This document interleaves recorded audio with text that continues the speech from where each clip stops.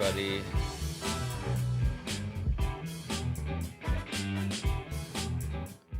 Kobe with Amore IT Solutions. Um, Today I wanted to talk about customer interaction that I had. I received a email from a customer.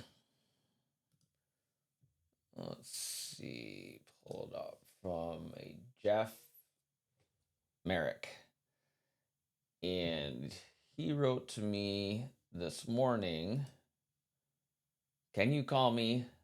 And puts his phone number in, "Need tech support."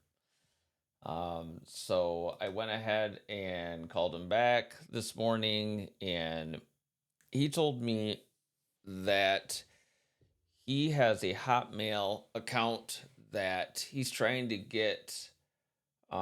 He's trying to access his email, except he says he's not very tech savvy. He doesn't have a computer. He has a Kindle and he has an iPad. The iPad he doesn't hardly ever use. He really primarily just uses his Kindle. Um,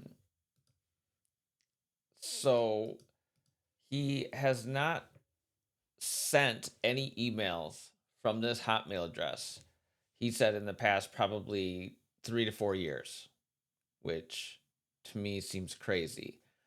Um, and I'll tell you in a little bit why that's a problem.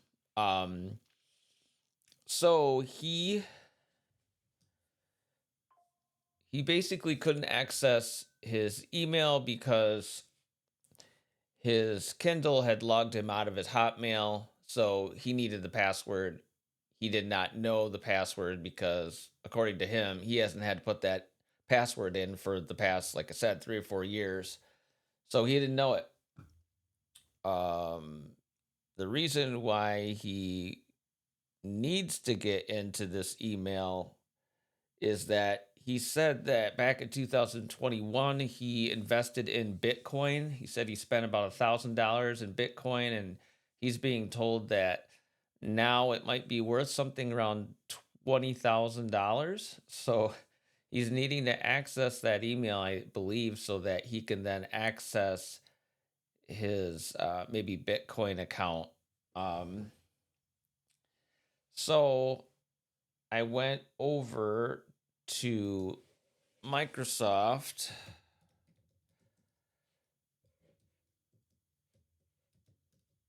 Basically put Hotmail can't sign into email. Okay. So they give you instructions in Google, obviously, they'll tell you somewhat of how to basically reset your password. Basically, you have to get to the Microsoft sign-in account. And once you get into that sign-in account, it wants your email address that you are trying to get into, and then you have to click forgot password. And let's see.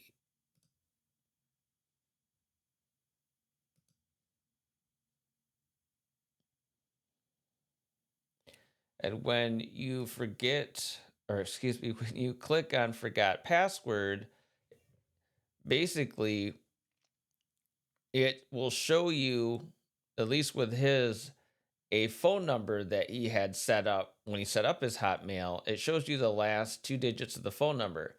The problem is, they want to use that to text you a code. The problem is that the email, or excuse me, the phone number that he used was a landline phone. It was not a mobile phone. So I asked him if he had a cell phone. He said yes, but he doesn't really use it. Doesn't use it that often. So the other option was to put in, I believe, another email address and have it send you the code. So I did that, did it with one of my emails, sent me the code. I put the code in, and then it pulls up a page that it asks for various information like your first and last name. I think it asks for the email that you are the email in question, I guess, and then it wanted you to list at least a couple previous passwords that you've used in the past. I asked him, "Hey, Jeff, what passwords have you used in the past?" And he said, "Oh, I'm not sure." He gave me a password that was maybe 6 to 8 characters, but they were all numbers, which typically is not gonna work um, to use as a password. Maybe it worked years ago when they weren't so strict with you using special characters and you know at least one capital letter and that type of stuff. So I tried that password, it didn't work. But I did put that password into one of the four um, entries that it wanted you to put in for previous passwords. And then it asked for stuff like his grandfather's I think occupation and there's one other thing I can't remember, but basically I filled all this stuff out per, the information he's giving me, and they say, "Oh, we'll send you an email. If you've answered enough questions, we'll send you an email and show you how to recover your email by giving you probably a new password." Well, I got the email and it said that I didn't basically produce enough information to Microsoft to be able to do that, and then they locked the account, which the account was locked anyway, so it didn't really matter. But there is, as far as I could see, there was no way to contact Microsoft by phone. You call the phone number that they provide for support, but then once you tell them what you need, it routes you back. It says to basically use the website. Um, so I told him, as far as I could see, there was no good way to be able to reset his password because he just doesn't have enough information to provide to Microsoft for them to be able to send that to him.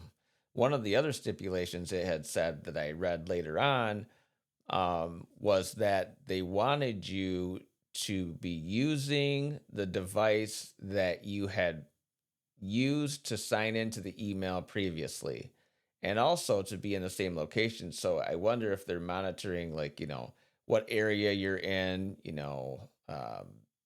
and maybe like IP address. So it wasn't going to work doing it here anyways and doing it on my device. I would have to go there. So he asked me, "Well, can you come here and try it?"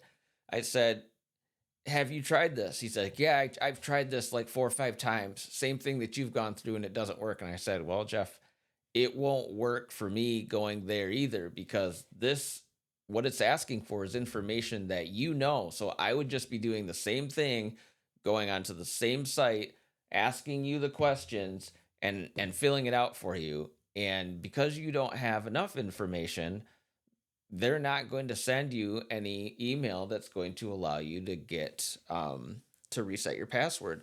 So of course he's pretty upset. Hey, I'm probably going to be out, $20,000 because of this. And I just told him, unfortunately, as time goes on, all of these companies um, are getting more and more stringent. They're wanting you to do more, like two factor, um, many different things, mobile authenticators like through Microsoft or Google. So I told him that he needs to probably get a computer and start using a computer or using his iPad to do some of these things instead of using his Kindle. He does say he's, 65 years old. He was 42 when he set up the email. Um, I just told him there's not much that I could do for him. It's really a a hard lesson.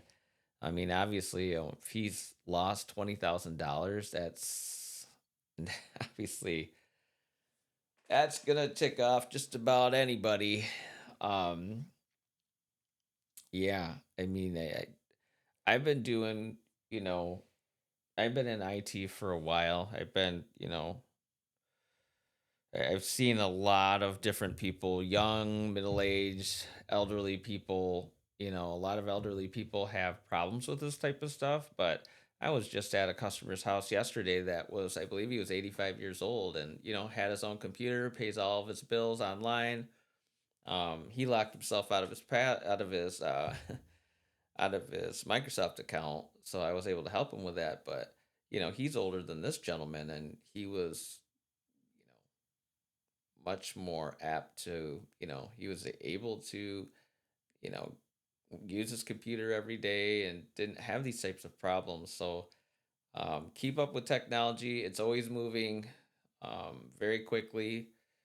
If you're an older person, I would encourage you to try and stay up on this stuff as much as possible. Get family members that can help you. Um, you know, have a computer, back up your computer. I mean, these are all things that I've talked about for it seems like forever, and many people just aren't going to do some of these common practices. I mean, this is like beyond common practice. I mean, this is to me a little bit crazy. The fact that he hasn't sent an email in 3 or 4 years. I mean, how many of you guys have gone 3 or 4 years and haven't sent an email to anyone? Anyways, so yeah, it stinks that unless he can find some other way contacting Microsoft or he remembers the password, can fill out some more of this information that Microsoft will send him an email to be able to reset his password. Otherwise he's just going to be out the money, which stinks. But anyways, like I said, this is just a very hard reminder, I guess, to keep up with technology and don't let things slip through the cracks like this, or you you yourself might be out of $20,000 in Bitcoin money, which not good. Anyways, that's it for this video.